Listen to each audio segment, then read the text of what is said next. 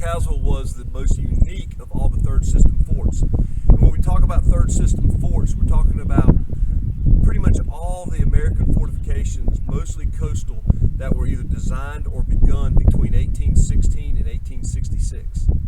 And there's about 42 of those forts that were completed, Fort Caswell being one of them. Now when we talk about third system, not only is Fort Caswell, but Fort Macon, their sisters also Fort Sumter, Fort Pulaski. So any of these brick forts that you think of or visit, most of those are going to be third system forts. Fort McHenry is a little bit different. It's a second system, and it's even designed differently. But for the most part, these masonry forts that you see primarily dealing with the Civil War are third system forts. Now, what makes Fort Caswell so unique is the fact that it's got 3 entrances or sally ports, and we're at one of the main sally ports right here. It also had 3 sets of caponiers, or 6 caponiers. These are the openings on either side. And the caponiers were galleries that went out into the ditches, and they were armed with 32-pounder carronades, or short 32-pounders. And their job was to just cover the ditches in case of a land attack. The other thing that makes Fort Caswell so unique is the only fort that had concentric wet and dry ditches.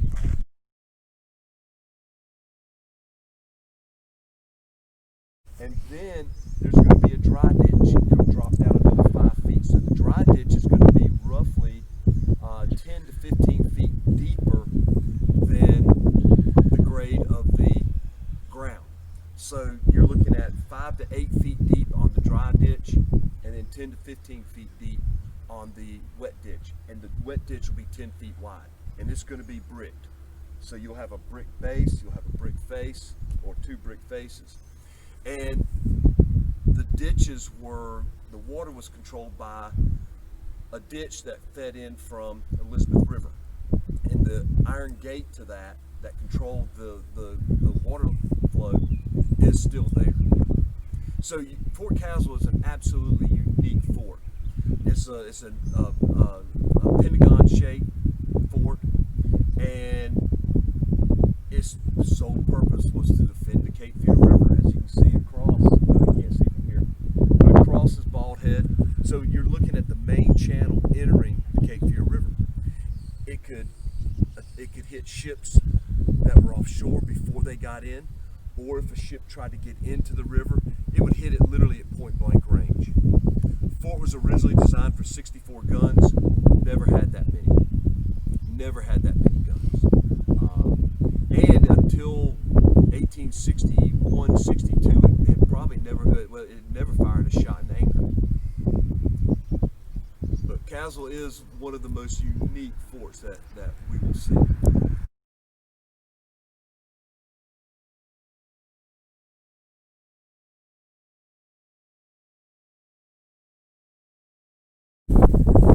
And standing down here looking up, so what you see above us, there's just as much above us, or there's just as much below us as there is above us. Huh. Yeah, the footings to this fort go down deep into the mud, so it's literally almost floating on the mud. Something you don't get to see every day.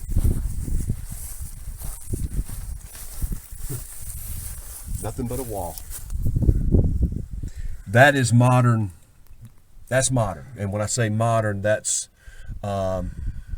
probably, from the looks of it, 1920s. There's some of the original right there. Brickwork. So they just continued that. That might have been where this is probably where the magazine blew out. Yeah, look at that. You can see right down the gallery.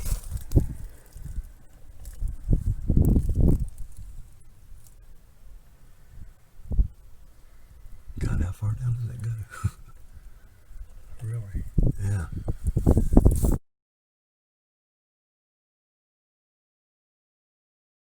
The American bond, where you've got alternating headers and stretchers, so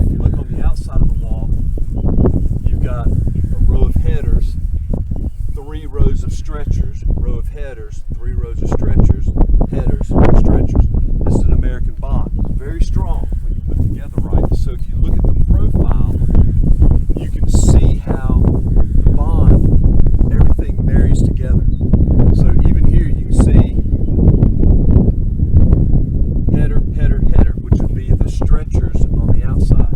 You got stretchers, which would be the headers. And it's uniform all the way through. Occasionally they may have to put a brick in, but this is an incredibly strong bond that they're using.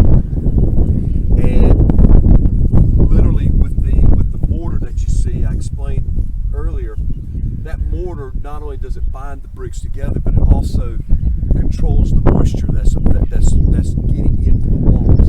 So it's keeping the moisture from these bricks. Otherwise, these bricks will expand and contract when they absorb the moisture, and eventually they'll just come apart or turn back into clay. Hey, literally steady bombardment it would take with conventional smooth bore artillery. It would probably take a week hitting the same spot over and over and over before you breach it. And that's pretty much what these forts were designed. They were designed to withstand about a 3-week siege. And some of them are going to last longer, some of them are not. Simply because it depends on the range, depends on the size of the artillery that be hitting these things. Now, these brick forts, totally useless against rifled artillery.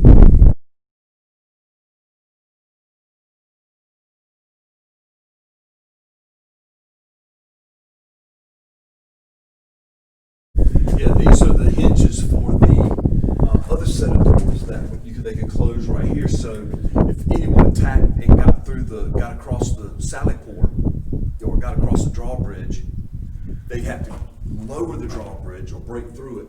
Then they'd have to break through that door covering that opening, and then once they got in, they'd have to break through this door to get into the fort proper. So there's multi-levels of defense. And you can see, I mean, these doors were massive, and they would fill this whole little gap right here.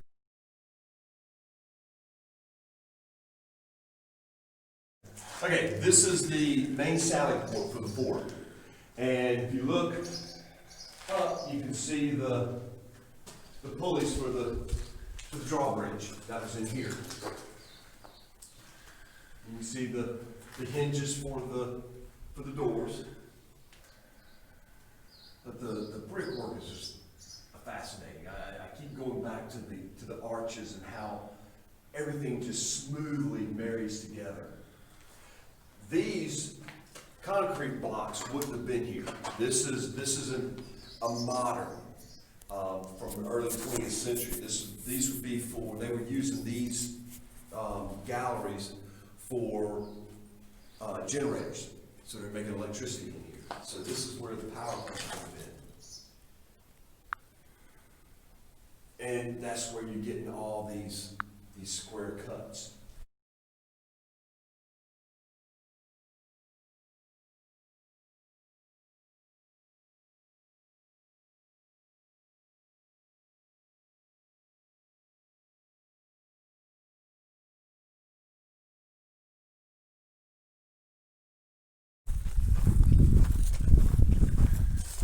So everyone pay attention to what this wall looks like, how nice it is.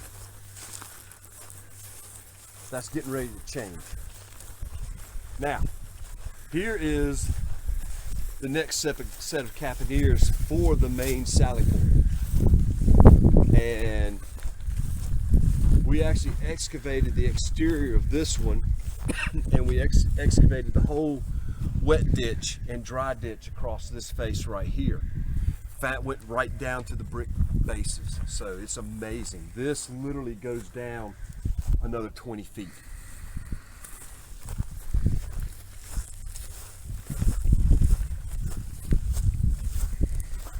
Again, you can see the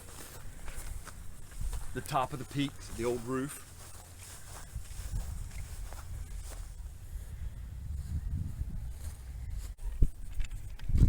So this capineer, you can see with the peak, capineer over here, with the peak, sally port right between. And this is what the drawbridge laid across. These are all brick arches with granite cross members. And your drawbridge would go all the way up and then come down.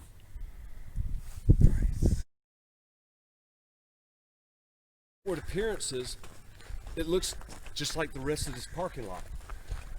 But that is where this exterior magazine was. So if you're looking at the fort on this corner, we're right here. And there's the corner, but you can see where the magazine was, right about where the light pole is. And that was that main magazine, that was that exterior magazine that blew. That's why water always pools right in this area. Also, because of that magazine exploding, look at this wall, how chewed up and pocked it is. That is all shot damage from the explosion of the magazine. That'll give you an idea of the force that was in that, you know, the amount of powder and the amount of pressure. I mean, that section's just almost caved in. This is all blown out. So literally everything here was just blasted. One of the questions I've always had concerns this right here, this corner.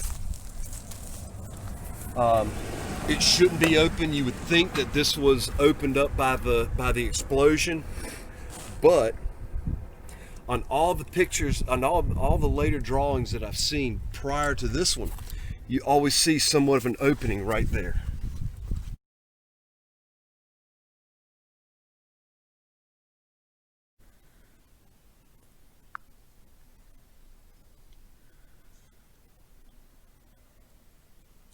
And we'll go down there.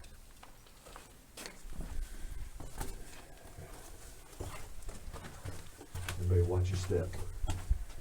But you can look up and see the offset center of the arch. Remember I said that was for all the weight of the dirt that's behind and above. So what you're seeing is the offset arch, the center of it. Okay, one of the things, even though it's a brick and you've got, you know, feet and feet and feet of brick above it, it's still gonna leak. So what they did was they put this lead shield over the arch, and that would keep water from seeping down into the troops. It's very important with the rifle galleries, the magazines especially, that you do not get water into the area, because as we know, black powder and water do not mix.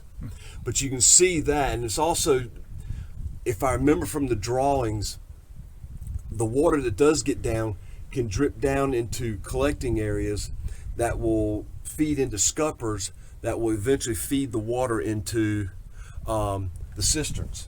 If we come out, that's a scupper for collecting the water. So the water would come straight down and collect in that. And then it would flow straight down to the through the walls and into the cisterns. And again, it's all a matter of collecting water. Also, if you look right here, you can see the second lead cap that's above the arch cap. So you got two lead caps that keep the water out and help collect water. So you can see the lead right there. It's a soft, pliable lead. It goes all the way across, all the way around. It's uniform throughout the whole thing.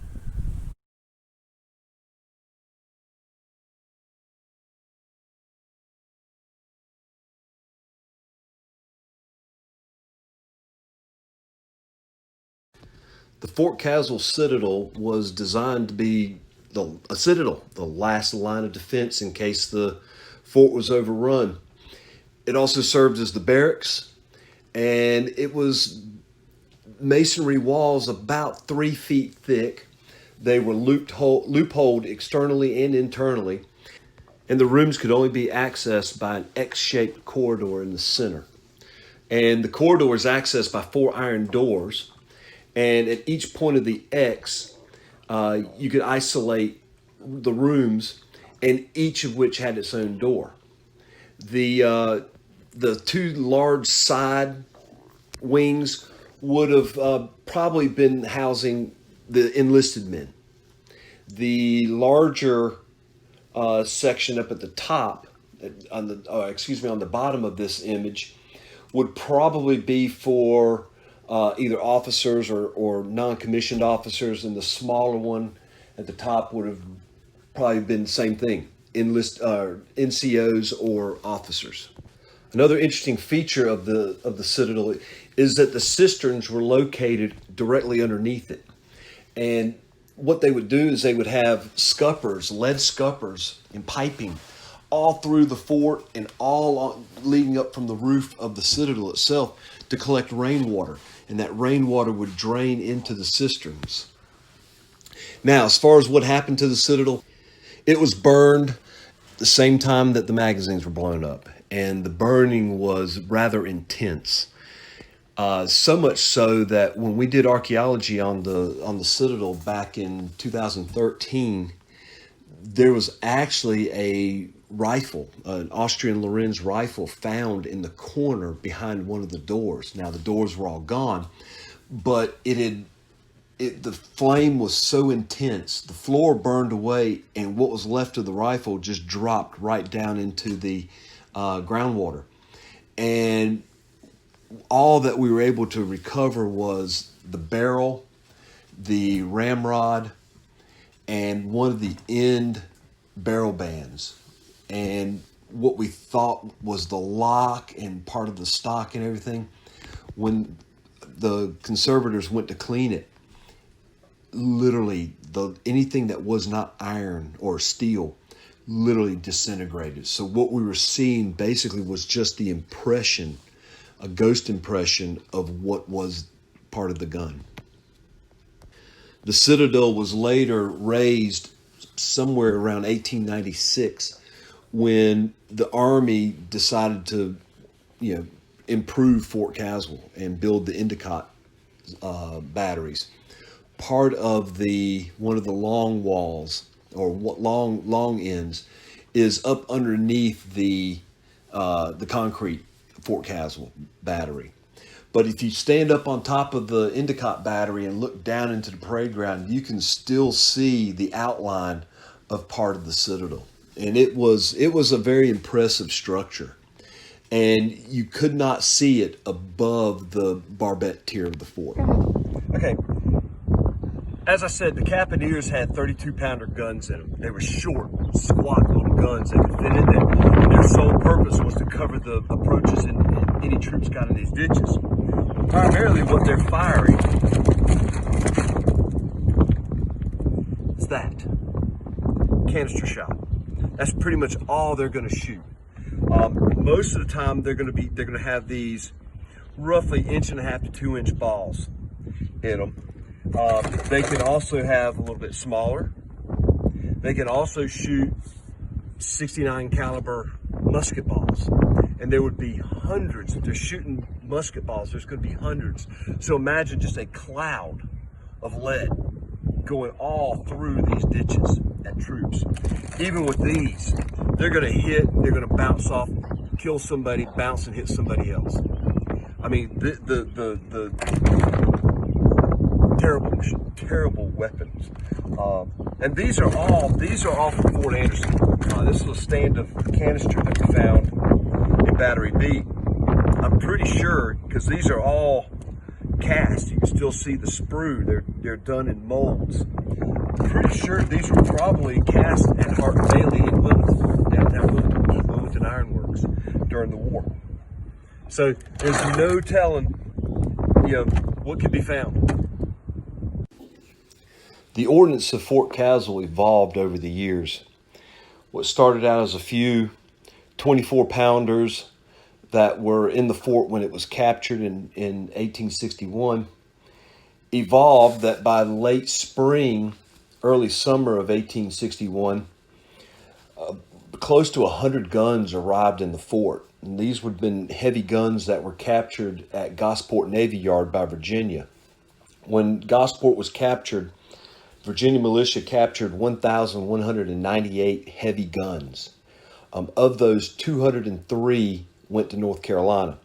And that shipment was basically distributed equally between Fort Macon and Fort Caswell. Now, that doesn't mean all those guns were mounted. No, only a few of the better guns were going to be mounted in the fort.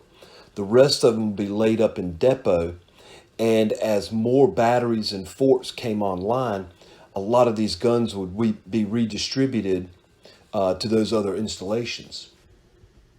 This diagram shows is basically what was known to be in the fort in August of 1864 when the last real inventory was taken. You're looking at 6 10-inch Columbiads, a 9-inch Dahlgren, 4 8-inch Columbiads, 150-pound Armstrong rifle or 8-inch rifle.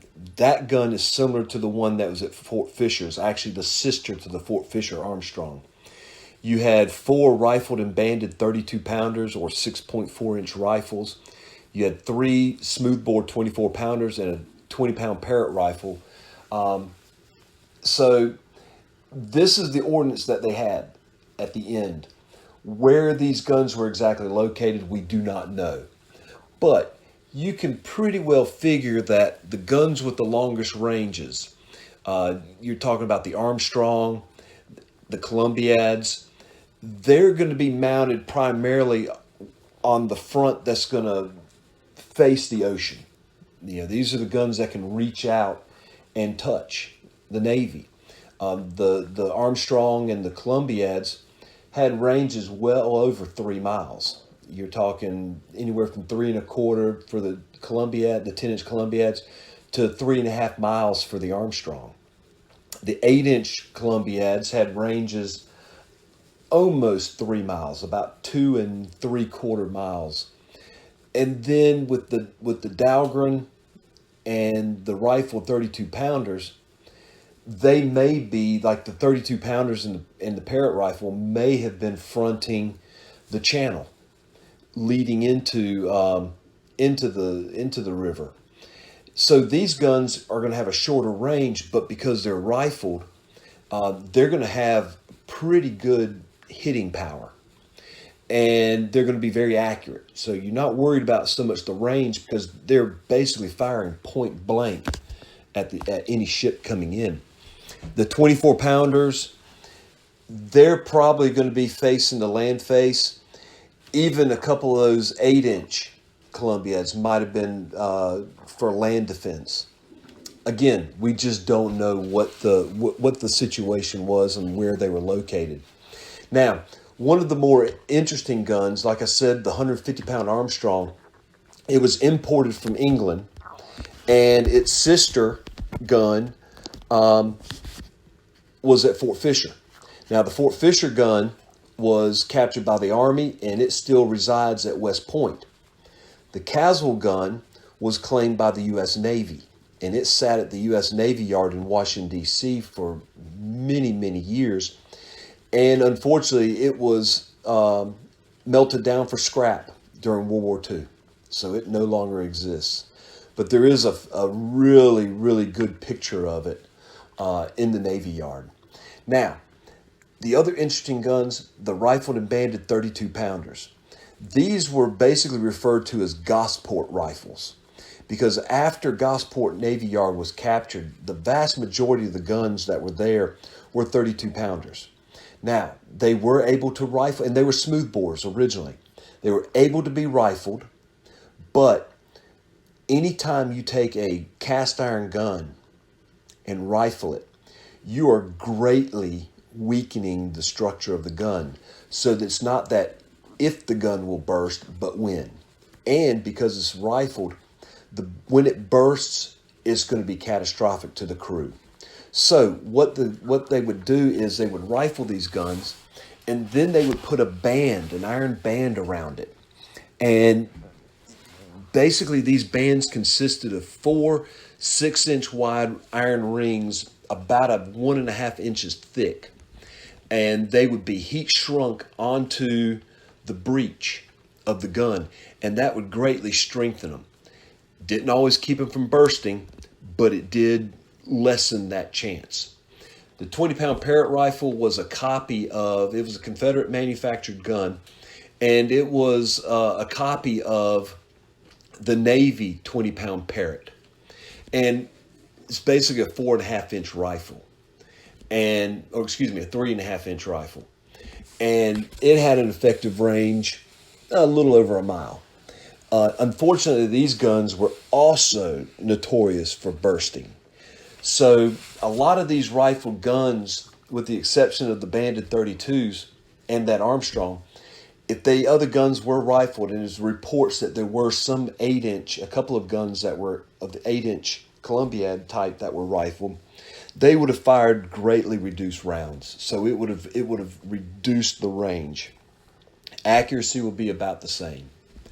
All in all, the ordnance that was at Fort Caswell was very adequate to keep the U.S. Navy at bay.